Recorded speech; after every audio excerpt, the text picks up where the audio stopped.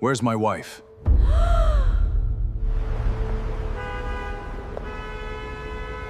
She wore no diamonds, no bodyguards, no reputation the room could recognize, just a sealed invitation and a spine that refused to shake. 60 seconds after they threw her out, the most feared man in Seoul walked in and asked the only question that mattered: "Where's my wife?"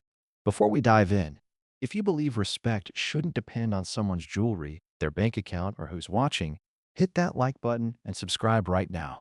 This story is for anyone who's ever been underestimated by people too shallow to look closer. Only the Carlos of the world skip this part.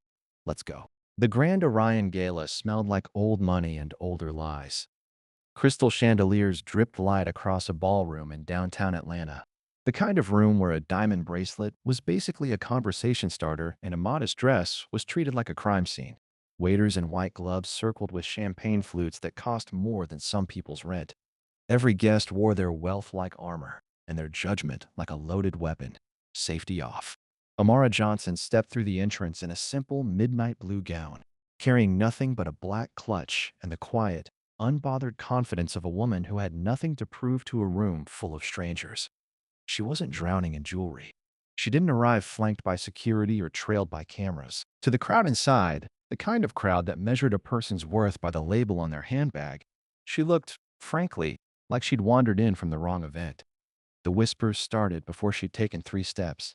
Is she lost? Someone murmured near the bar, not bothering to lower her voice, because women like her rarely had to. Maybe she's with catering, another offered, swirling her champagne like the observation was clever instead of cruel. Amara heard every word. She let them land, then bounce off her like rain off a well-oiled umbrella. She'd built a career reading liars for a living. She certainly wasn't going to lose sleep over a few bored socialites playing amateur detective. She reached the check-in table and offered her sealed invitation to the coordinator, a nervous young man clutching a tablet like it was a life raft. Before he could so much as scan it, a voice cut across the room, sharp as a paper cut and twice as annoying. "Excuse me, I think there's been a mistake." Carla Whitmore, blonde, brittle, and dressed in a gown that probably required a small loan. Amara recognized her instantly, not from any gala, but from a file. 6 months earlier, Carla had begged Amara's firm for an emergency audit to quietly bury the fact that her husband's hedge fund was hemorrhaging money faster than a broken faucet. Amara had declined the job. Professionally. Quietly. No scene. Apparently, Carla remembered the rejection better than she remembered basic manners. "I don't believe invitations are handed out to just anyone these days," Carla said, loud enough for the room, sweet enough to sound accidental. Laughter rippled outward, the kind of laughter that costs nothing and destroys plenty. Here's a question worth sitting with, folks. How many times have you watched someone get judged before they were ever heard? If you've ever been underestimated by people who didn't bother to check the facts first, drop a comment. Because Carla Whitmore is about to learn exactly why that's a dangerous habit. The coordinator, sweating through his collar, glanced at Carla, then at the growing crowd, then, fatefully, did not look at the invitation still sitting untouched in his hand. "Ma'am, I think it's best if we escort you out for the comfort of our other guests." Amara didn't argue. She didn't raise her voice. She simply held the invitation up one more time, close enough that anyone paying attention could have seen the embossed crest stamped across the seal. Nobody looked. Nobody wanted to be wrong badly enough to actually check. She let 2 security guards take her gently by the arms, and she walked out with her chin level and her dignity fully intact, leaving behind a ballroom full of people thoroughly convinced they'd just protected something valuable. Outside, the Atlanta night air was cool against her skin. She stood beneath the hotel's grand awning, arms crossed, watching traffic hum past like nothing unusual had happened at all, because to her, nothing had. She'd survived worse than a room full of shallow assumptions. She checked her watch. 60 seconds. That's all it took. The massive doors of the ballroom swung open again, and every conversation inside died at once. A tall man in a charcoal suit stepped through. Quiet, unhurried, terrifyingly calm. Kang Min-jae didn't shake a single hand. He didn't acknowledge a single greeting. His eyes swept the room once, searching, then settled on the empty space where his wife should have been standing. He asked one question. 4 words, loud enough to end every private conversation in the building. "Where's my wife?" Carla Whitmore's champagne glass trembled in her hand, the bubbles suddenly looking a lot less celebratory. Kang Min-jae didn't repeat himself. He didn't need to. The silence that followed his question was thick enough to choke on, spreading from the front doors to the back bar like spilled ink across white linen. Every guest who'd laughed 30 seconds earlier now found something fascinating to study at the bottom of their glass. The coordinator, the same nervous young man who'd waved Amara out the door, felt his stomach drop somewhere near his shoes. He'd heard the name Kang Min-jae before, whispered in the kind of circles where men measured danger the way other people measured stock portfolios. Rumor had it he'd once ended a business dispute with nothing but a phone call and a raised eyebrow. Rumor also had it he didn't make idle trips downstairs during a shareholder negotiation unless something mattered enough to interrupt it. "Sir," the coordinator stammered, tablet shaking in his grip like it might fly out of his hands and save him from this conversation entirely. "I... there was a woman. We thought." "You thought?" Min-jae repeated, quiet as a closing door. 2 words, and somehow they landed heavier than a shout. If you've ever watched someone in charge stay perfectly calm while everyone around them panicked, you know exactly the energy in that room right now. Comment below if calm has ever scared you more than yelling ever could, because Carla's about to learn that lesson the hard way. Carla, meanwhile, had gone the shade of pale, usually reserved for people who just realized they left the stove on during a house fire. She stepped forward anyway, because apparently self-preservation wasn't her strong suit tonight. "Mr. Kang, there was simply some confusion about an invitation," she said, voice climbing an octave higher than she probably intended. "We didn't realize." "You didn't realize what, exactly?" Min-jae turned toward her, and for the first time that evening, his expression shifted, not into anger, but into something colder. "Recognition. That the woman you had removed from this gala is my wife? Or that she happens to run due diligence for 3 of the companies whose executives are currently standing in this room, holding champagne they can't actually afford?" The silence that followed could have frozen the Chattahoochee River solid. Somewhere near the back, a man in a tuxedo quietly set down his glass and took 2 steps toward the exit, as if putting distance between himself and Carla might somehow erase his own laughter 15 minutes earlier. Min-jae didn't raise his voice. He didn't need theatrics. He'd built an empire on the principle that real power doesn't announce itself. It simply exists, patient and absolute, like weather you can't argue with. He let the silence do the damage his words hadn't finished yet, then turned on his heel toward the door. "Sir, wait, please, we can fix this," the coordinator called after him, voice cracking with the particular desperation of a man who suspected his job security had just evaporated. "We'll have her escorted back in immediately. You won't escort her anywhere," Min-jae said without turning around. "I'll bring my wife back myself." He walked out through the same doors Amara had been walked through minutes earlier, leaving behind a ballroom full of Atlanta's finest, suddenly reevaluating every assumption they'd made in the last 10 minutes. Carla stood frozen by the check-in table, her earlier smugness curdling into something closer to nausea. A few guests shot her sideways glances. Not sympathy, just the quiet satisfaction of watching karma clock in for its shift right on time. Outside, the night air was cool and unbothered, same as it had been for the last hour. Amara stood beneath the hotel awning exactly where she'd been standing, watching the traffic lights change with the patience of a woman who'd built her whole career waiting for people to notice details they should have caught the first time. She heard the doors open behind her before she turned around. Min-jae stepped out, jacket catching the wind, eyes finding her immediately like they always did, like she was the only steady thing in a room full of moving parts. He didn't apologize with a grand speech. He didn't need to. He simply held out his hand, the same way he had the night he'd handed her that note in a Seoul courtroom 3 years ago. "They didn't recognize you," he said. Amara allowed herself the smallest smile, the kind that carried more weight than any grand gesture could. "No," she said. "They recognized exactly who they wanted to see. That's the problem." Behind them, through the tall windows of the ballroom, dozens of Atlanta's most powerful people were suddenly very interested in finding somewhere else to be. Amara took her husband's hand, but she didn't move toward the door just yet. "Give it a minute," she said, glancing back at the glowing windows of the ballroom, where shadows shifted nervously behind the glass like fish sensing a shark in the water. "Let them stew a little longer. It's good for the soul." Mine, mostly. Min Jae almost smiled. Almost. Because a full smile from him was rarer than a fair judge in a rigged courtroom. You're enjoying this. I'm savoring it, she corrected. There's a difference. Inside, the gala had transformed from a glittering showcase of Atlanta's elite into something closer to a very expensive hostage situation. Except, the hostages were holding themselves captive with guilt. Carla Whitmore had retreated to a corner table, whispering furiously to her husband, Grant, a man whose hedge fund was reportedly held together with duct tape, prayers, and increasingly creative accounting. Grant, for his part, looked like a man who just realized his wife's mouth might cost him more than his failing fund ever could. She humiliated Kang Min-jae's wife, one guest hissed to another near the bar, as if the words themselves might summon lightning through the ceiling. Do you know who he does business with? Do you know what he's capable of? I heard he once bought out an entire supply chain just to bankrupt a man who insulted his tailor. Someone else murmured, which was almost certainly an exaggeration, but exaggeration travels faster than truth in rooms like this one, and nobody was in the mood to fact-check. The coordinator, sweating through his second shirt of the evening at this point, made the executive decision to personally supervise the champagne refills. Mostly so. He'd have an excuse to avoid eye contact with literally anyone important.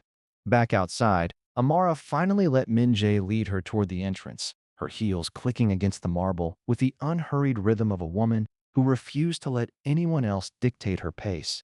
Not tonight. Not ever. As they approached the doors, the same security guards who'd escorted her out minutes earlier practically tripped over themselves to hold the doors open, their earlier confidence replaced with the wide-eyed energy of men who suddenly remembered they had families to feed. Ma'am, sir, please, right this way, one of them stammered, gesturing so enthusiastically he nearly knocked over a nearby ice sculpture shaped, unfortunately, like a swan mid-flight. The swan wobbled. Several guests gasped like it was a national tragedy in progress. Ever notice how fast people change their tune once they realize who they're dealing with? That's not respect. That's fear wearing a name tag. Comment below if you've ever watched someone's whole attitude flip the second they found out who was really in the room. Amara stepped back into the ballroom on her husband's arm, and the transformation in the room was almost comedic in its speed. Guests who'd been laughing at her expense 20 minutes earlier were now suddenly fascinated by their shoes, their drinks, the intricate patterns on the marble floor, anything that wasn't direct eye contact with the woman they'd wrongly cast out. She didn't gloat. She didn't scan the room for the socialite who'd started it all, didn't demand an apology, didn't even raise an eyebrow in Carla's direction. She simply walked forward with the same quiet grace she'd shown on her way out, greeting the trembling coordinator with a small, genuine nod, as if the last 20 minutes had been nothing more than a minor scheduling hiccup. It was, in its own way, the sharpest blade of the entire evening, because humiliation delivered with grace cuts far deeper than humiliation delivered with rage. Rage gives people something to fight against. Grace just leaves them alone with their own reflection. Min Jae guided her toward the center of the room, where the Orion Group's board members stood frozen mid-conversation, champagne glasses forgotten in their hands. One of them, an older man with silver hair and the nervous energy of someone recalculating every business decision he'd made that evening, cleared his throat. Mrs. Kang, he said carefully, testing the name like it might explode. We had no idea you were… That is, we didn't realize the extent of your due diligence work. Amara finished for him, voice smooth as glass and twice as sharp. Yes, I imagine you didn't. Most people don't read the fine print until it's already too late. The silence that followed wasn't uncomfortable this time. It was tense in an entirely different way. The kind of tension that precedes a storm everyone can see coming, but nobody quite knows how to stop.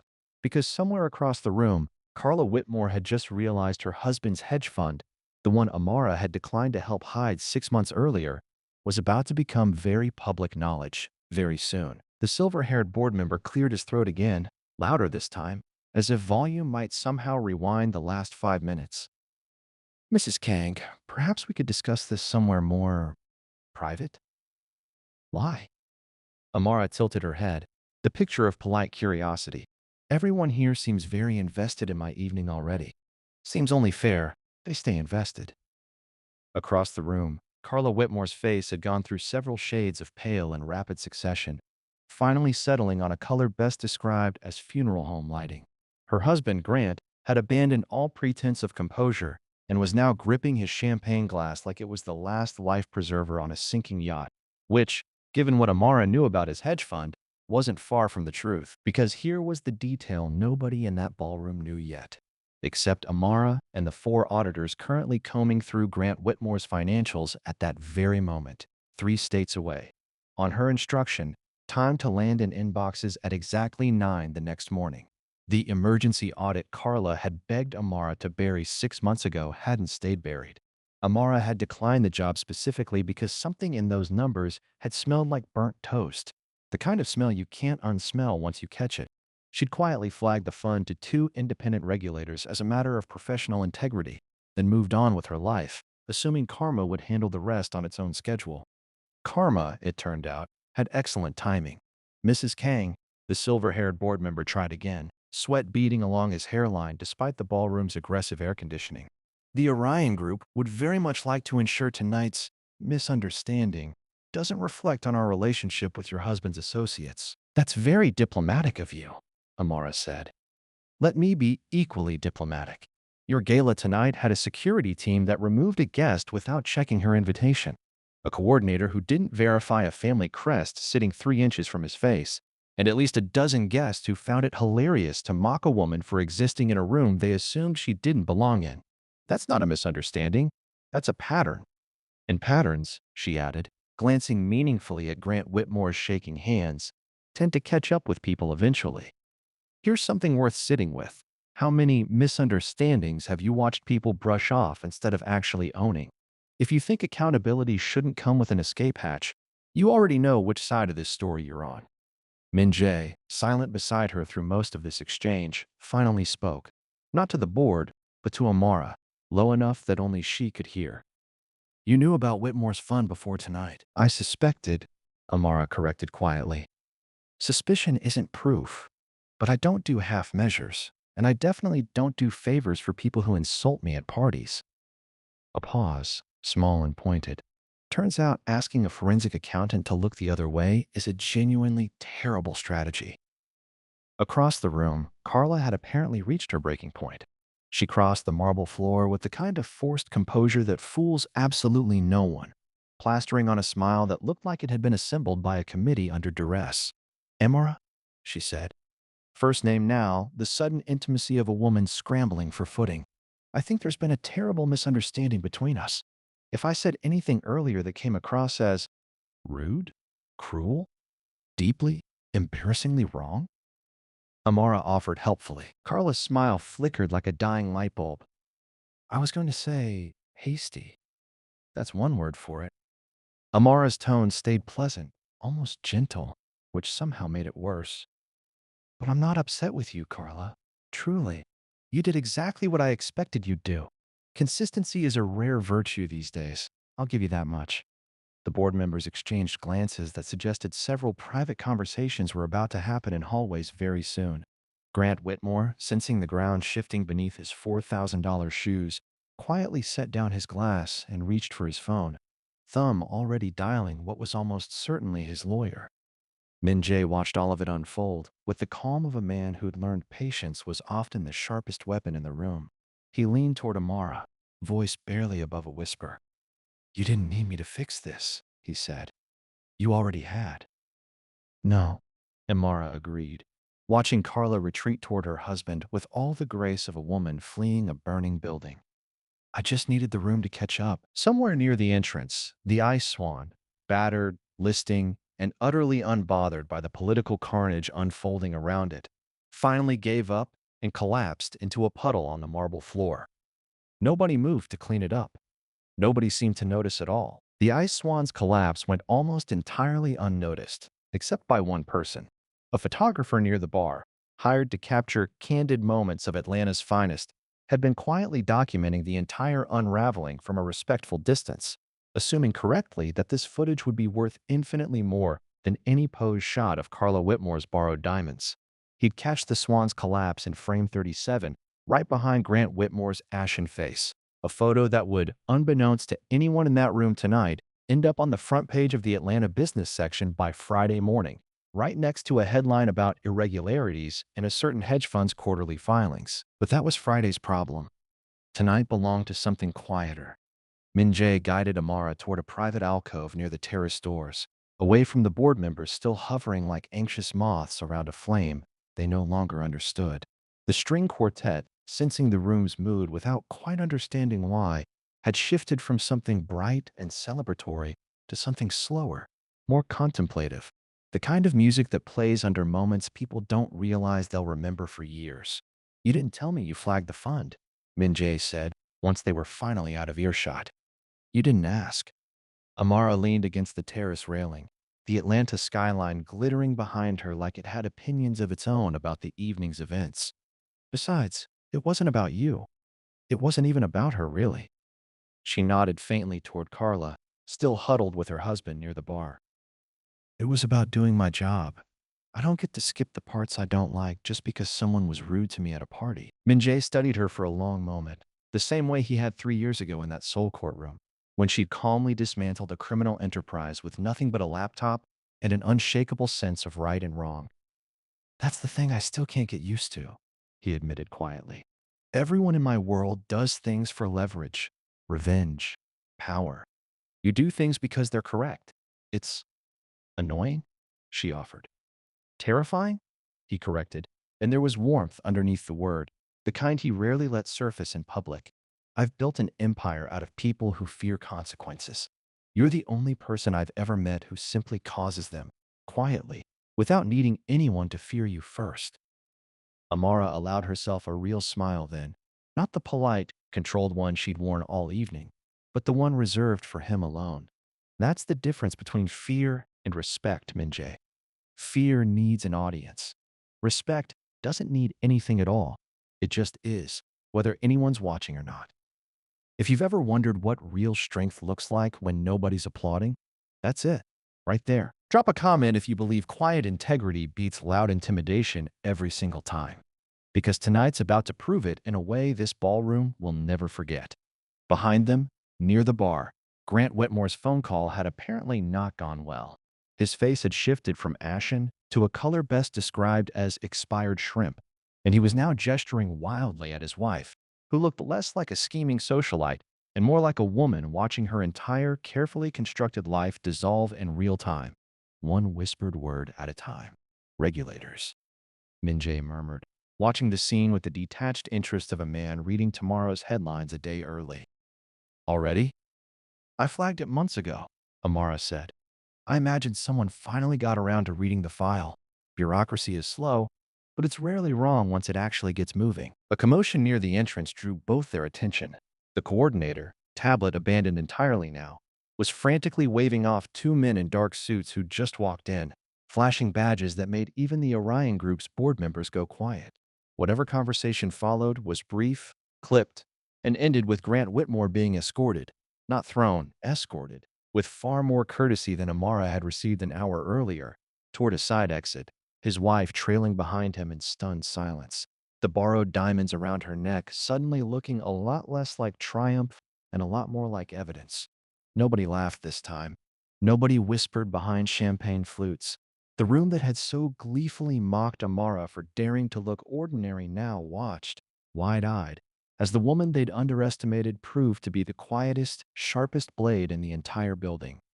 Amara didn't watch them go. She'd already turned back toward the skyline, toward her husband, toward the version of the evening that actually mattered to her. "So," Min-jae said, offering his arm again, "still enjoying the gala?" "Immensely," she said. "Turns out humility is a wonderful teacher, especially for people who've never had to learn it the easy way." By the time the string quartet finished their somber little interlude and drifted back into something more upbeat, presumably at the coordinator's desperate request, since a funeral dirge wasn't exactly gala ambience, the room had split into two very distinct camps. There were the guests who'd quietly detached themselves from the Whitmores the moment those badges appeared, suddenly remembering urgent phone calls, distant acquaintances across the room, anything that put physical distance between themselves and a sinking ship. And then there was a smaller, quieter cluster, the ones who'd actually paid attention to how the evening unfolded, who watched Amara with something that looked suspiciously like respect finally arriving fashionably late to its own party. One of them approached now, a woman in emerald green, older, with the kind of unbothered elegance that comes from decades of not needing anyone's approval. She introduced herself as Renata Okafor, chair of the Orion Group's ethics committee, a title Amara privately suspected had, until tonight, been almost entirely decorative. Mrs. Kang, Renata said, extending a hand without an ounce of the nervous stammering everyone else had managed. I owe you an apology on behalf of this entire room, though I suspect you don't need it. I don't, Amara agreed, shaking her hand anyway. But it's nice that you offered one without being cornered into it first. Renata's mouth curved into something like amusement. I watched the whole thing happen from the bar. I'll admit, I almost said something when they walked you out. I didn't. That's on me, not you. She glanced toward the side exit where the Whitmores had vanished 20 minutes earlier. For what it's worth, I've suspected something was rotten in that fund for over a year. Nobody wanted to be the one to say it out loud. Bad for business, you understand. Awkward at parties. Funny how avoiding awkwardness at parties tends to create much bigger problems later, Amara said. Isn't that always the case? The people who stay quiet to keep the peace are usually the ones who let the real damage happen. If you think silence in the face of wrongdoing is its own kind of guilt, you already know where you stand. Speak up in the comments, because staying silent is exactly what got this ballroom into tonight's mess. Renata studied her for a moment, then said something that shifted the entire evening's trajectory. The board's going to need someone to run a full compliance review, not just of the Whitmore Fund, but of 3 other portfolios that have made me uneasy for a while now.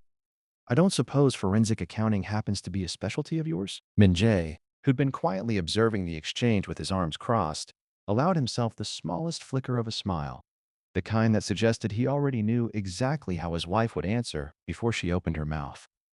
It happens to be my entire career, Amara said. But I don't do favors for people who threw me out of a party 2 hours ago, Ms. Okafor. Not without conditions. Name them.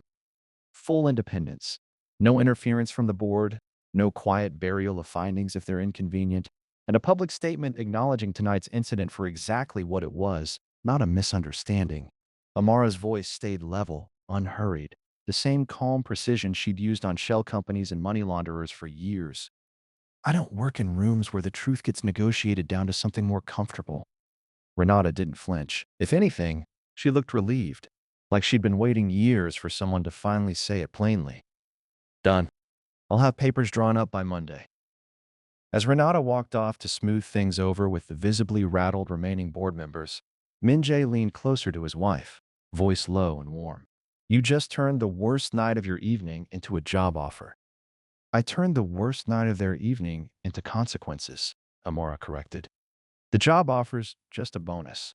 Across the ballroom, the coordinator, visibly exhausted, tie loosened, looking like a man who'd aged 5 years in the last 2 hours, approached with something resembling caution. Mrs. Kang, I owe you a personal apology. I should have checked the invitation. I should have asked questions instead of assuming. I'm truly sorry. Amara studied him for a long moment. There was no cruelty in her expression, only the weariness of someone who'd seen this exact scene play out 100 times in 100 rooms, good intentions arriving several minutes too late to matter. Apology accepted, she said finally. Next time, check the invitation before you check the assumption. It's a simple fix. Costs nothing. Saves everyone a very expensive night. He nodded, relief flooding his face, and retreated toward the bar like a man who'd just been granted an unexpected pardon. Min Jae watched him go, then turned to his wife with the quiet satisfaction of a man who'd learned, 3 years ago in a Seoul courtroom, exactly what kind of woman he'd found. So, he said, compliance officer for the Orion Group. Quite the promotion for someone who wasn't allowed through the front door 2 hours ago. Funny how that works, Amara said, allowing herself, finally, the smallest triumphant smile of the entire evening. Turns out the people who underestimate you are usually the ones who end up working for you. 3 weeks later, the Grand Orion Hotel hosted an entirely different kind of gathering. Smaller, quieter, and notably lacking in ice sculptures shaped like anything that could collapse under pressure. This time, Amara Johnson walked through the front doors not as an uninvited guest, but as the newly appointed head of compliance for the Orion Group, a title that came with her own office, her own team, and, much to her private amusement, her own engraved nameplate on a door that used to belong to someone considerably less honest. The Whitmore Fund hadn't survived the scrutiny. Neither had two other portfolios Amara's team uncovered in the following weeks, each one rotted through with the same quiet arrogance that assumes nobody's checking the fine print until, inevitably, someone finally does. Grant Whitmore was currently occupied with lawyers instead of yacht clubs. Carla, last anyone heard, had traded her borrowed diamonds for a considerably smaller apartment and a considerably longer list of people who no longer returned her calls. A fitting kind of poetry, Amara thought, for a woman who'd once mistaken cruelty for confidence. Renata Okafor had kept her word. The board's public statement, released the Monday after the gala, hadn't softened a single detail. No vague language about misunderstandings, no corporate spin designed to protect egos instead of the truth. It named the incident exactly as it happened, an unfounded assumption, a failure of basic decency, and a woman who'd been treated as invisible right up until the moment she proved she never had been. The story had, predictably, made the rounds, first through whispered gossip among Atlanta's elite, then through business columns, then finally through the kind of viral retelling that turns a single ugly night into a lesson millions of strangers suddenly had opinions about. Amara hadn't sought the attention. She rarely did. But she also hadn't shied away from it because some lessons, she believed, were worth letting travel. Tonight, though, wasn't about compliance reviews or cautionary tales. Tonight was smaller. Just Amara, Minjay, and a quiet corner table overlooking the same terrace where they'd stood 3 weeks earlier, watching an ice swan meet its unceremonious end on a marble floor. "Regretting the promotion yet?" Minjay asked, pouring 2 glasses of wine that, unlike the champagne at the gala, neither of them had to worry was funding anyone's fraud.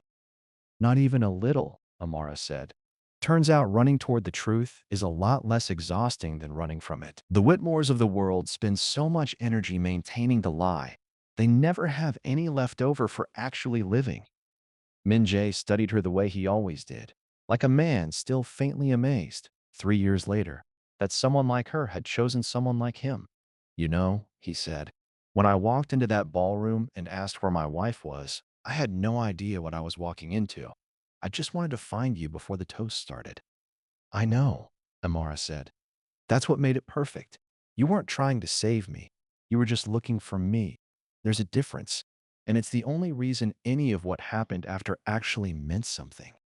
Because that, she'd come to realize, was the real heart of the whole ugly, illuminating night.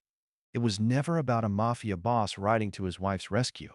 It was about a room full of people who'd built their entire worldview on surface-level judgments, discovering, all at once, in the space of 60 humiliating seconds, that the woman they'd dismissed without a second glance had been quietly holding more power, more integrity, and more consequence than any of them combined. Respect that only shows up after status is revealed was never respect at all. It was fear, wearing a nicer outfit. And fear, Amara had learned long ago, was a currency that always eventually came due. Outside, the Atlanta skyline glittered the same way it had 3 weeks earlier. Indifferent, constant, utterly unbothered by the small dramas playing out beneath it. But something had shifted, quietly, permanently, in at least one glittering ballroom in this city. The next time someone walked through those doors in a simple dress and no entourage, the coordinator checked the invitation first.